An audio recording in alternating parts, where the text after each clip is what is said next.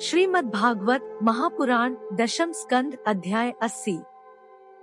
श्रीमद्भागवत महापुराण दशम स्कंद 80तम अध्याय। श्री कृष्ण के द्वारा सुदामा जी का स्वागत। राजा परीक्षित ने कहा, भगवान प्रेम और मुक्ति के दाता पर ब्रह्म परमात्मा भगवान श्री कृष्ण की शक्ति अनंत है, इसलिए उनकी माधुर्य और ऐश्वर्य से भरी लीलाएं भी अनंत हैं। अब हम उनकी दूसरी लीलाएं, जिनका वर्णन आपने अब तक नहीं किया है, सुनना चाहते हैं। ब्राह्मण, यह जीव विश्व सुख को खोजते खोजते अत्यंत दुखी हो गया है। वे बाण की तरह इसके चित्त में चुभते रहते हैं। ऐसी स्थिति में ऐसा कौन सा रसिक रस का विशेषज्ञ पुरुष होगा जो बार बार पवित्र कीर्ति भगवान श्री कृष्ण की मंगलमयी लीलाओं का श्रवण करके भी उनसे विमुख होना चाहेगा। जो वाणी भगवान के गुणों का गान करती है, वही सच्ची वाणी है। वे ही हाथ सच्चे हाथ हैं, जो भगवान की सेवा के लिए काम करते हैं। वही मन सच्चा मन है, जो चराचर प्राणियों में निवास करने वाले भगवान का स्मरण करता है। और वे ही कान वास्तव में कान कहने योग्य हैं, जो भगवान की पुण्यमयी कथाओं का श्रवण करते हैं। वही सिर है, जो चराचर जगत को भगवान की चलचल प्रतिमा समझकर नमस्कार करता है। और जो सर्वत्र भगवद विग्रह का दर्शन करते हैं, वे ही नेत्र वास्तव में नेत्र हैं। शरीर के जो अंग भगवान और उनके भक्तों के चरणोदक का सेवन करते हैं, वे ही अंग वास्तव में अंग हैं। सच पूछिए तो उन्हीं का होना सफल है।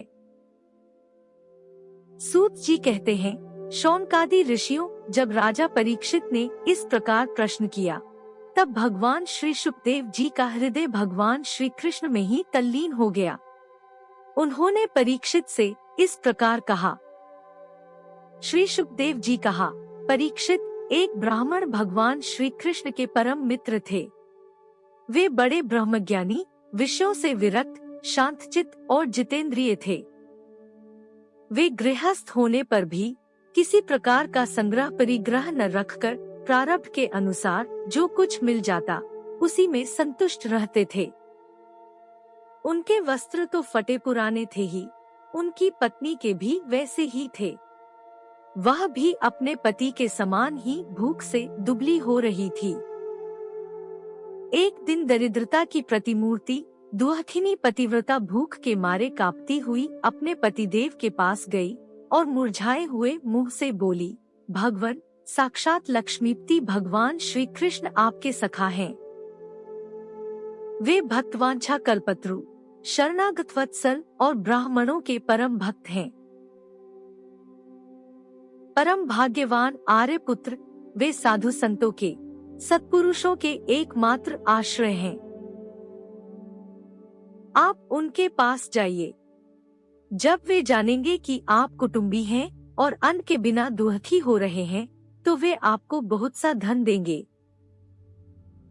आजकल वे भोज, वृष्णि और अंधकवंशी यादवों के स्वामी के रूप में द्वारका में ही निवास कर रहे हैं और इतने उदार हैं कि जो उनके चरणकमलों का स्मरण करते हैं, उन प्रेमी भक्तों को वे अपने आप तक का दान कर डालते हैं।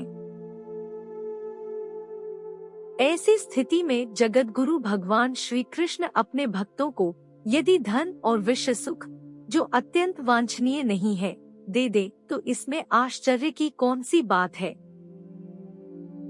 इस प्रकार जब उन ब्राह्मण देवता की पत्नी ने अपने पतिदेव से कई बार बड़ी नम्रता से प्रार्थना की, तब उन्होंने सोचा कि धन की तो कोई बात नहीं है, परंतु भगवान श्री कृष्ण का दर्शन हो जाएगा।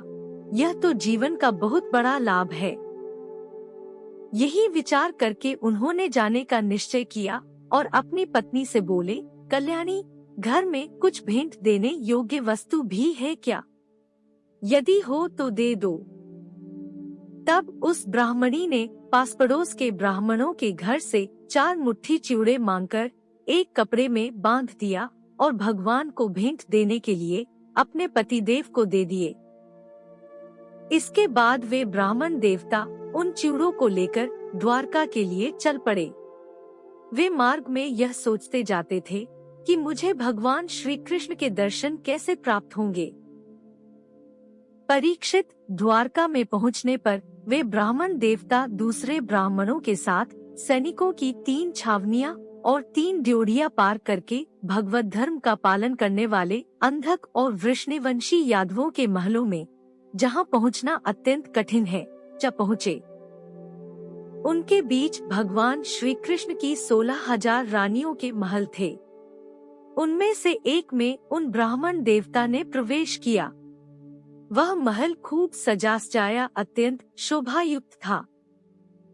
उसमें प्रवेश करते समय उन्हें ऐसा मालूम हुआ मानो वे ब्रह्मानंद के समुद्र में डूब उतरा रहे हों। उस समय भगवान श्री कृष्ण अपनी प्राणप्रिया रुक्मिणी जी के पलंग पर विराजे हुए थे। ब्राह्मण देवता को दूर से ही देखकर वे सहसा उठ खड़े हुए और उनके पास आकर बड़े आनंद से उन्हें अपने भुजपाश में बांध लिया। परीक्षित, परमानंद स्वरूप भगवान अपने प्यारे सखा ब्राह्मण देवता के अंगस्पर्श से अत्यंत आनंदित हुए। उनके कमल के समान कोमल नेत्रों से प्रेम के आंसू बरसने लगे।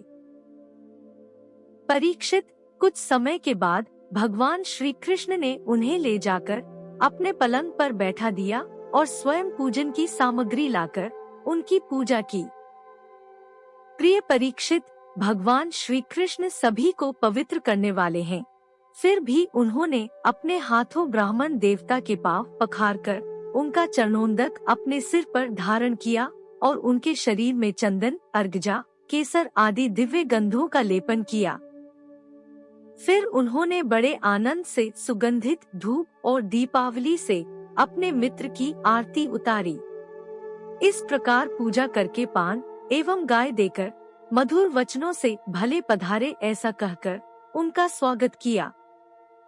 ब्राह्मण देवता फटे पुराने वस्त्र पहने हुए थे। शरीर अत्यंत मलिन और दुर्बल था। देह की सारी नसें दिखाई पड़ती थीं। स्वयं भगवती रुक्मिणी जी चवर डुलाकर उनकी सेवा करने लगी। निंदनीय और निकृष्ट भिखमंगे ने ऐसा कौन सा पुण्य किया है जिससे त्रिलोकी गुरु श्रीनिवास श्री कृष्ण स्वयं इसका आदर सत्कार कर रहे हैं। देखो तो सही, इन्होंने अपने पलंग पर सेवा करती हुई स्वयं लक्ष्मी रूपिणी रुक्मिणी जी को छोड़कर इस ब्राह्मण को अपने बड़े भाई बलराम जी के समान हृदय से लगाया है। प्रिय परीक्षित, भगवान श्री कृष्ण और वे ब्राह्मण दोनों एक दूसरे का हाथ पकड़कर अपने पूर्व जीवन की उन आनंददायक घटनाओं का स्मरण और वर्णन करने लगे जो गुरुकुल में रहते समय घटित हुई थीं। भगवान श्री कृष्ण ने कहा, धर्म के मर्मज्ञ ब्राह्मण देव, गुरु दक्षिणा देकर जब आप गुरुकुल से लौट आए तब आपने अपने अनुरूप स्त्री से विवाह किया या नहीं? मैं जानता हूँ कि आपका चित्त गृहस्थी में रहने पर भी प्रायः विषय भोगों में आसक्त नहीं है। विद्वान, यह भी मुझे मालूम है कि धन आदि में भी आपकी कोई प्रीति नहीं है। जगत में विरले ही लोग ऐसे होते हैं जो भगवान की माया से निर्मित विषय संबंधी वासनाओं का त्याग कर देते हैं और चित्त में विषयों की तनिक भी वासना न रहने पर भी मेरे समान केवल लोक शिक्षा के लिए कर्म करते रहते हैं।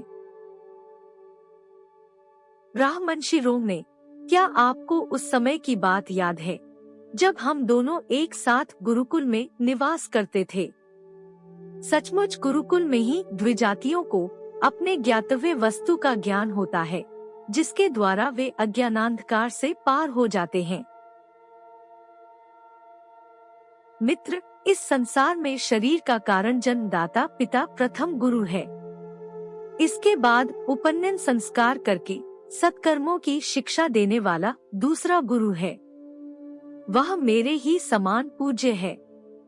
तदंतर ज्ञानोपदेश करके परमात्मा को प्राप्त कराने वाला गुरु तो मेरा स्वरूप ही है। वर्णाश्रमियों के ये 3 गुरु होते हैं। मेरे प्यारे मित्र, गुरु के स्वरूप में स्वयं मैं हूँ। इस जगत में वर्णाश्रमियों में जो लोग अपने गुरुदेव के उपदेशानुसार अनायास ही भवसागर पार कर लेते हैं, वे अपने स्वार्थ और परमार्थ के सच्चे जानकार हैं।